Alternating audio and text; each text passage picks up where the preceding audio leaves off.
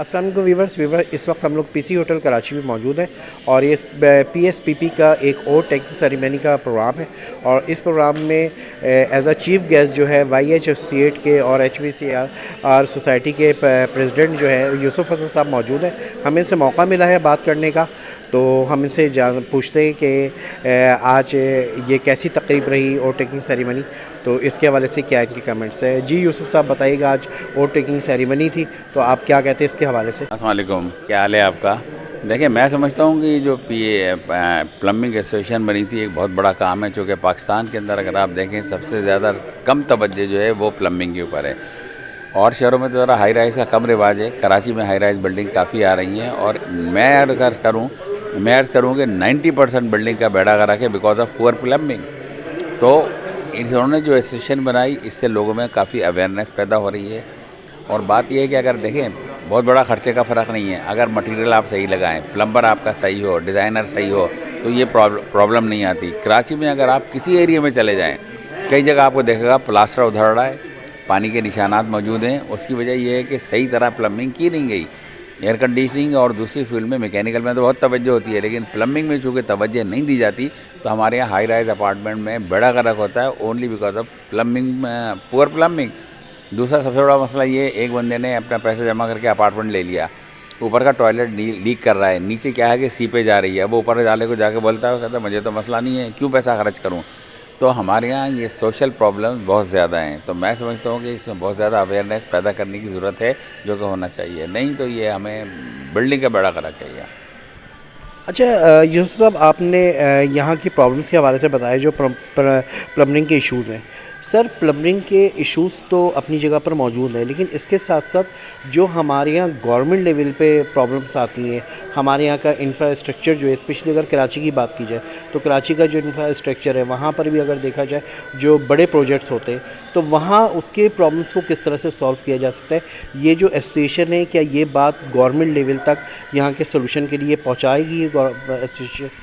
देखिए, ये भी आपने बड़ा अच्छा सवाल किया है, लेकिन मैंने इसमें एक सजेशन दिया था, क्योंकि यहाँ पर काफ़ी बिल्डर बहुत से ऐसे भी हैं जो कि अच्छे हैं, अच्छी क्वालिटी का काम करते हैं। अच्छा, मैंने ही कहा था जब कोई बिल्डिंग बनती है तो वहाँ पर उसको ये बोलें कि 1 किलोमीटर राइट पे और 1 किलोमीटर लेफ़्ट पे वो ड्रेनेज की लाइनें जो मौजूद हैं उनको बदल दे और मैनहोल बना दे। अगर ये भी कर लेंगे, चूँकि हमारे यहाँ लाइनें बहुत पुरानी पड़ी हुई हैं, कई लाइनें चौक हैं, कई लाइनों के अंदर के आगे अंडर साइज़ हैं, लेकिन अगर गवर्नमेंट एक रेगुलेशन बनाती है कि अगर कहीं हाई राइज़ बन रही है तो 1 किलोमीटर लेफ़्ट पे और 1 किलोमीटर राइट पे जितने मैनहोल हैं वो बदलें और अपना पाइपिंग बदल दें, तो मैं समझता हूँ कई बिल्डर ऐसे हैं जो करने को तैयार हैं। क्योंकि आपको पता है कि यहाँ कोई बिल्डिंग का नक्शा अप्रूव कराने के लिए कायदे को बीच में लाए बगैर काम नहीं होता। उसके बदले अगर ये चीज़ हो जाएगी ना, तो मैं समझता हूँ कि जो आपने इंफ्रास्ट्रक्चर की बड़ी अच्छी बात की है, आहिस्ता आहिस्ता होते हुए पूरा इंफ्रास्ट्रक्चर बदल जाएगा। हम अगर सिर्फ गवर्नमेंट की बात करें तो आपको पता है गवर्नमेंट के पास इतने फंड्स इस काम के लिए नहीं है। ये तो एक छोटी सी बात है। मैं अर्ज़ करूँ, कुछ अर्से पहले मैंने रेलवे मिनिस्ट्री को ख़त लिखा था कि हर बजट में अगर हम ये फ़ैसला कर लें कि हमने 100 किलोमीटर की एक लाइन डालनी है, पैसे रख दें, तो कराची से पेशावर तक दूसरी 2 लाइन डल जाएगी। उस पर आज तक अमल नहीं हुआ। यही प्लम्बिंग में है कि हम अगर आहिस्ता आहिस्ता टारगेट रखें कि हमने लाइनें बदलनी हैं, क्योंकि लाइनें कई इलाकों में देखें 40 साल पुरानी पड़ी हुई हैं, कई जगह वो ओवरफ्लो करते रहते हैं मैनुअल, तो वो तवज्जो नहीं है। लेकिन बात यह खुद इनिशिएटिव लेना पड़ेगा। अगर गवर्नमेंट से जो अच्छे बिल्डर हैं उनसे बात करें कि देखो यार, तुम्हारी बिल्डिंग का नक्शा अप्रूव हो रहा है सब्जेक्ट टू 1 किलोमीटर, या बात ऐसे भी हो कहते हैं हम 2 किलोमीटर की लाइन डाल देंगे। ओवरऑल कॉस्ट इतनी बड़ी नहीं है। अगर देखें बिलियन का प्रोजेक्ट है, आजकल अच्छे इलाकों में जो अपार्टमेंट बिक रहे हैं 7 करोड़ 8 करोड़ का कम का अपार्टमेंट नहीं है, तो अगर वो लाइनें डाल देंगे तो मैं समझता हूँ बहुत बड़ा इससे फ़र्क पड़ेगा। अच्छा, बहुत अच्छी है, आपने सजेशन दिए। अच्छा, इसके अलावा एक बहुत बड़ा इशू और भी है, जहाँ पर अगर कोई बिल्डिंग बन रही है या कोई रेजिडेंशियल वर्क भी हो रहा है तो वहाँ पर ये देखा जाता है कि प्लम्बिंग में जो सस्ती प्रोडक्ट है वो आसानी से, क्योंकि ज़ाहिर सी बात है कि पाकिस्तान के लोगों के जो इकॉनमी के हालात हैं वो इतने अच्छे नहीं हैं, तो इस लिहाज से लोग जो है ना ज़्यादातर वो सस्ती प्रोडक्ट की तरफ जाते हैं। सस्ती प्रोडक्ट में फिर वो क्वालिटी नहीं मेंटेन कर पाते।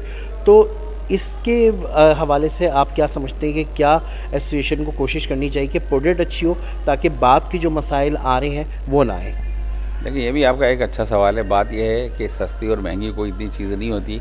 अगर आप जैसे यूपीवीसी का पाइप लगता है, यूपीवीसी का पाइप जो है चाइना से ज़्यादातर आ रहा है, लोग अपना ब्रांड लगा के बेच रहे हैं। असल बात ये होती है पुअर वर्कमैनशिप। अगर हमारी एसोसिएशन पुअर वर्कमैनशिप को काबू कर ले तो हम बहुत से मसाइल से बच जाएंगे। अब घरों में एक ज़माना था कि जीआई के पाइप लगते थे वाटर सप्लाई में, हम जीआई के पाइप नहीं लगते। 90% हर जगह क्या है कि वहाँ पर पीपीआर, PN20, PN25 ये पाइप लग रहे हैं, तो उनके अंदर रस्ट का मसला नहीं है और उसकी लाइफ ज़्यादा है, चूँकि उनके अंदर डिट्रेशन नहीं होती है। तो मैं तो ये समझता हूँ कि अगर ये किसी तरह इस पर एक्शन लेके अपनी वर्कमैनशिप इम्प्रूव करा देना तो बहुत बड़ा फ़र्क पड़ेगा।